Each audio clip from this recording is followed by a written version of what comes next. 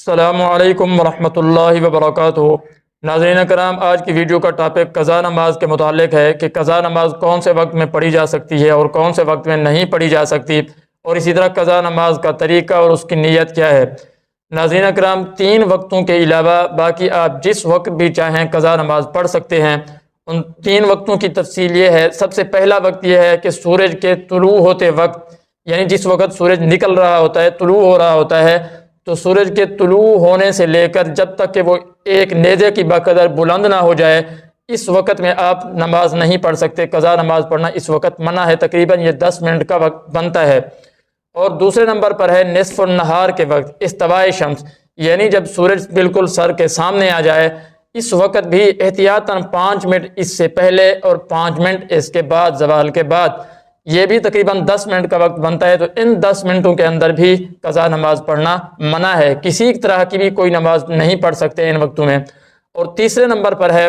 عصر کے بعد، جب سورج زردی مائل ہو جائے، یعنی سورج کے غروب ہونے سے پہلے جب وہ زردی مائل ہو جاتا ہے، تو اس وقت کے اندر بھی قضا نماز آپ پڑھنا چاہیں تو نہیں پڑھ سکتے، اس وقت میں بھی قضا نماز پڑھنا منع ہے۔ ان 3 وقتوں کے علاوہ باقی آپ جس وقت میں بھی قضا نماز پڑھنا چاہیں تو پڑھ سکتے ہیں، آپ کو قضا نماز پڑھنے کی اجازت ہے، مگر یاد رہے کہ فجر کی نماز کے بعد سورج نکلنے سے پہلے پہلے، اور اسی طرح عصر کی نماز کے بعد سورج کے زردی مائل ہو جانے سے پہلے پہلے ان اوقات میں قضا نماز پڑھنے کی اجازت تو ہے، لیکن آدمی کو مسجد کے اندر ان اوقات میں قضا نماز نہیں پڑھنی چاہیے، یا تو گھر میں پڑھنی چاہیے یا پھر ایسی جگہ پر پڑھنی چاہیے جہاں پر وہ لوگوں کی نظروں میں نہ ہو، لوگ اس کو نہ دیکھ رہے ہوں،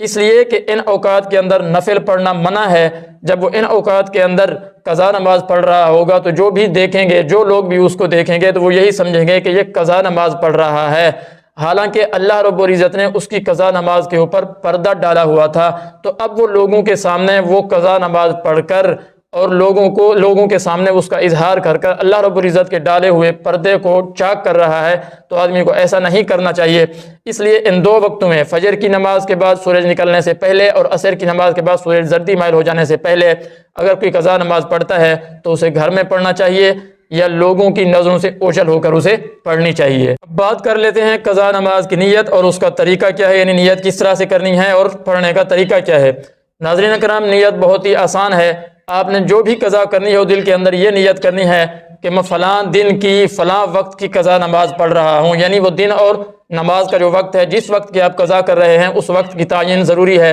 بس یہی، اس سے آپ کی نیت ہو جائے گی۔ تو یہی نیت کرنے کا طریقہ ہے۔